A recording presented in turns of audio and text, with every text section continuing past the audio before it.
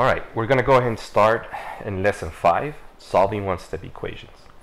To solve one-step equations, we'll be using inverse operations to produce equivalent equations that are simpler. In other words, here's what we're going to be using to solve the equations. But before we start talking about inverse operations, let's look at some of these properties of equality. There's the addition property of equality, which means that if you add something on one side of the equation, you must add it to the other side of the equation. So therefore, you're adding it on both sides of the equation. You're also going to be doing that for the subtraction. So the subtraction property of equality. If you subtract one side, you must subtract the other. Multiplication property of equality, again, multiply, and if you multiply, you must multiply both sides of the equation. Division property, if you divide one side, you must divide the other.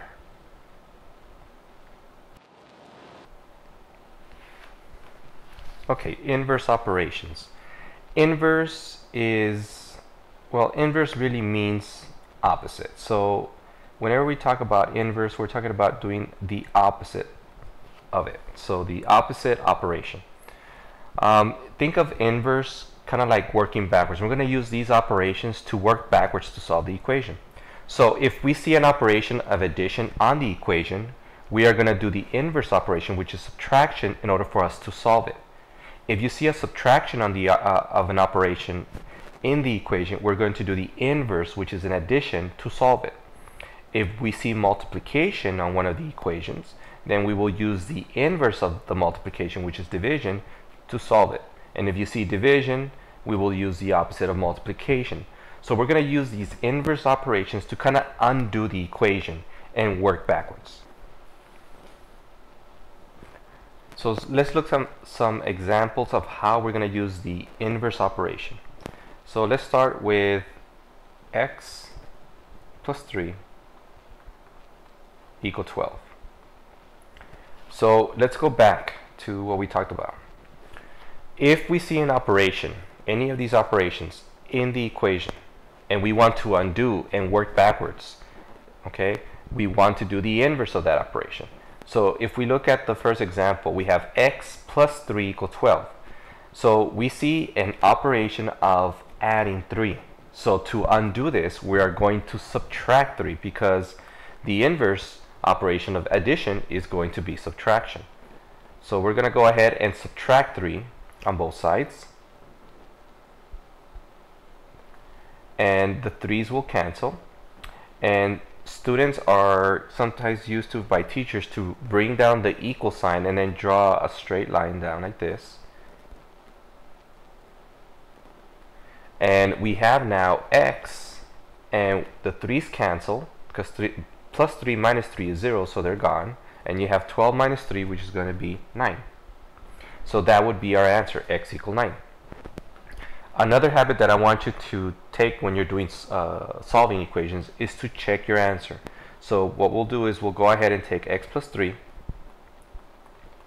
equal to 12, and we'll verify that it does equal to 12, and so that the value of 9 is correct. So if we go ahead and plug in the value of x, so we have 9 plus 3, and we do know that 9 plus 3 does equal 12, so therefore it is correct. Now, let's go on to example 2. W divided by 3 equals to 12. So here we have an operation. The operation here is a division of 3. So going back, if we see an operation occurring on the equation and we want to undo it to solve it, we want to do the opposite. So we saw a division, so what we want to do is do a multiplication. So we're going to go ahead and multiply both sides by 3, because the division was by 3, so we multiply by 3. And going back to the property of multiplication for equality, every time you multiply one side, you must multiply on the other. So the 3's are going to cancel. So this 3 will cancel this 3. I'll go ahead and draw a straight line, put an equal sign there, and we have W is going to equal to 12 times 3. 12 times 3 is 36. And again, you can go ahead and plug it in, verify that 36 divided by 3 by plugging in 36 does equal to 12. And so our answer is correct. For number 3, we have 3 equals g minus 5.2. Again, going back to the operation, we have a negative occurring, so the opposite of a negative is going to be a positive, so we're going to go ahead and add 5.2 on both sides. This negative 2 and this plus 2 are going to cancel each other, and now we have 8.2 equals 2g, and so there's our answer. And you can go ahead and check and plug in 9.2 back into the equation so that you can verify that it does equal 3. Okay, let's go on to the next equation. We have 23 equals negative p.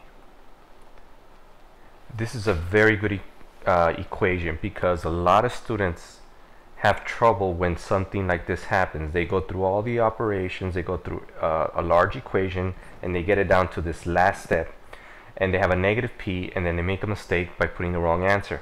So let's clarify how we're going to do this. So what I want you to do is I want you to rewrite this as 23 equals to negative 1 times p. Remember, there is an invisible 1 occurring right there. It's there, we just don't write it, but there is a 1 there. So this is negative 1 times p. So if we look at the operations, if we go back to inverse operations, we were doing a multiplication of a negative 1. The opposite of multiplication is going to be a division. So we're going to go ahead and divide both sides by negative 1. And so the negative 1 is going to cancel. And let me draw this straight line. Might as well do this. And we are going to have p equal to 23 divided by negative 1. A positive divided by a negative is a negative, so this would be a negative 23. And that would be our answer. Now let's verify that we did this correct, because a lot of students don't check their answers. They miss the answer by 1 negative, and you're going to get it wrong. So let's verify. Did I get it right? Was it supposed to be negative 23?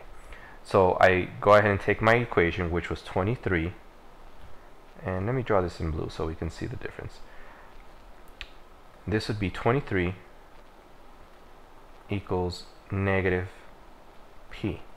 Now if you want to put a 1, you can. Okay, and you know what? I suggest you put a 1. So let's put a 1 there. So 23 equals negative 1p. So that's our equation up here once we changed it. So we're going to go ahead and replace p by negative 23. So we have 23 equal to negative 1 times the value of p, which is negative 23. So a negative times a negative, okay, if both signs are the same, it's going to equal to a positive. So both signs are negative, that's going to be a positive, and it does give us a positive 23, which is what our answer is supposed to be for the equation, so it is correct. Now let's look at another example. 2 over 3 plus x equals to 2. Here's another example where I get students asking me, well, what do I do here? I think the confusing part is that the x is on the back, and there's still students who get confused when the x is in the back. So let's rewrite this. So if you don't understand or you get confused in this situation, move the variable to the front. So this would be x plus 2 over 3 equal to 2. Okay? And they're more used to looking at something like this, and this gets a little confusing. So let's just move the x to the front and the fraction to the back. They're both positive, so I haven't changed any sign. So I haven't changed the equation at all. It's still the same equation. So now, if I were to solve for this, we have a fraction, or an addition, sorry, of a fraction, and the opposite, the inverse of an addition, is a subtraction. So we're going to go ahead and subtract 2/3 on both sides. And I'll draw my equal sign here. And what we have is x is going to equal to whatever this is going to be once we do it, 2 minus 2/3. Now, the way we're going to do this is we're going to do this with the calculator. And remember, with the calculator, anytime we subtract a fraction, we're going to put a parentheses around this. So we're going to do this by doing 2 minus 2/3. So let me get the calculator out here. And we're going to see, let's put it right here. So we're going to go ahead and do 2 minus 2 divided by 3. So 2 minus, and don't forget the parentheses, 2/3. And we're going to press enter. And then to change it from a decimal to a fraction, we're going to press math and enter twice. And I get 4/3. So our answer is going to be 4/3. Now, if we want to check this by doing it by hand, what we have is x is going to equal to 2, and I'm going to move this from being at the bottom to the side, negative 2/3. Now, you know that 2 is really 2 over 1, and we need to have a common denominator. Therefore, we need to multiply the numerator and the denominator by 3. So we'll multiply this by 3 and this one by 3, and we're going to get x equals to 2 times 3 is 6, 3 times 1 is 3, minus 2 over 3, and 6 minus 2 is 4, and of course we don't change the denominator, therefore it would be 4/3, and you can see that I still get the same answer. Again, you can go back, plug it in, check that it is the right answer, and make sure that it does equal 2, and that's how you know it's the right answer. Let's go on to 6. I have a negative 2/3 x equals 1/3. Okay, so let's look at what we have here. We have a variable next to this fraction. That tells me that we have a multiplication. Let's just go ahead and put this in parentheses here. So we have negative 2/3 times x equals 1/3, and I'll put parentheses on this one too.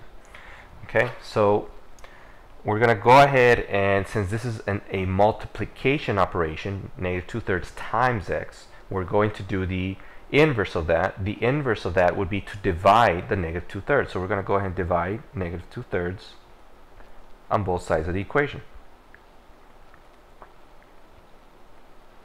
Okay, I'll draw a straight line down. Alright, so the 2/3 will cancel, and I have x equal to 1/3 divided by negative 2/3. So we're going to do this in the calculator again.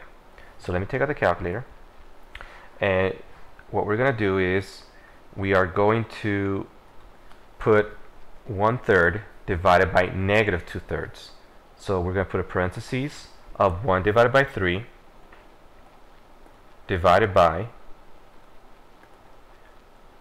negative 2 over 3. So we need to use the negative 2/3. 2 divided by 3, and then close the parentheses, press enter, and then there's our decimal value, but we want to change that to a fraction, so press math, enter twice, and we get a value of negative 1/2. Now, if we want to do this by hand without using the calculator and show all the steps, what we would do is, what we have here, let me just show you here. We have, since we have x equal to 1/3 divided by negative 2/3, anytime you divide, we're going to do what we had talked earlier in the lesson, which is we take our first value, x, value of 1/3, and then we're going to change the division to a multiplication. So we're going to multiply, and then we're going to flip or do the reciprocal of this fraction, which is going to be 3 over 2. And we just put the negative because the negative doesn't change. And then from here, we're just going to go ahead and multiply the numerator with the numerator, the denominator with the denominator. So x is going to equal to negative 3 over 3 times 2 is 6. So this was 3 times 1 is 3, 3 times 2 is 6, and you have a positive times a negative, which is a negative, and then this can be reduced to 1/2.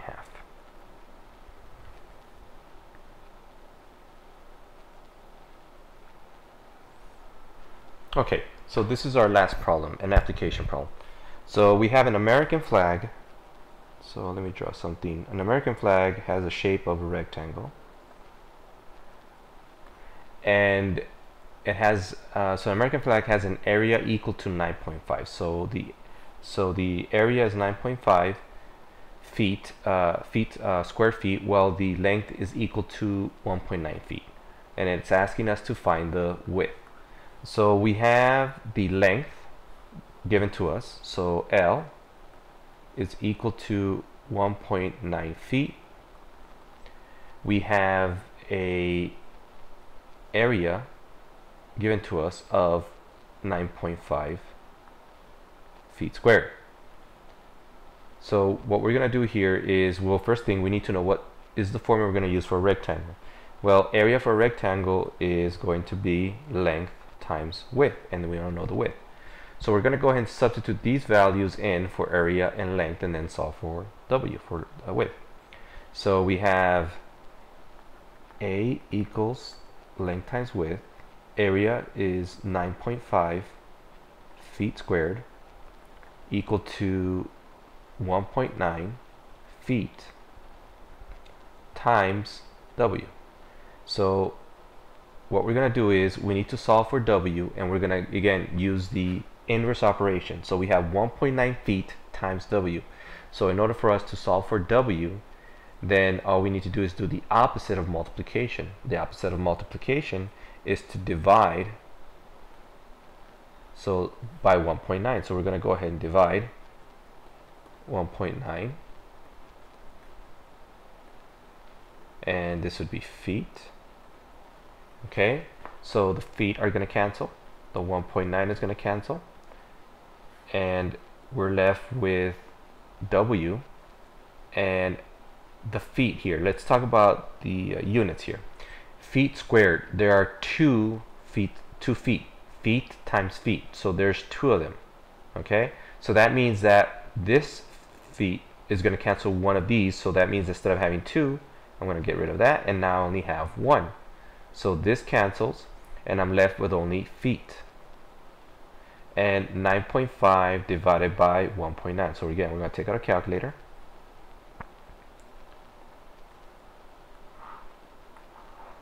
We're going to go ahead and divide 9.5 by 1.9. And we get an answer of 5. So that means that our answer is going to be 5 feet. And so our answer is here. And again, you can always verify by checking and determining that 9.5 feet squared equals 5 feet times 1.9 feet, or length times width, and it does work. And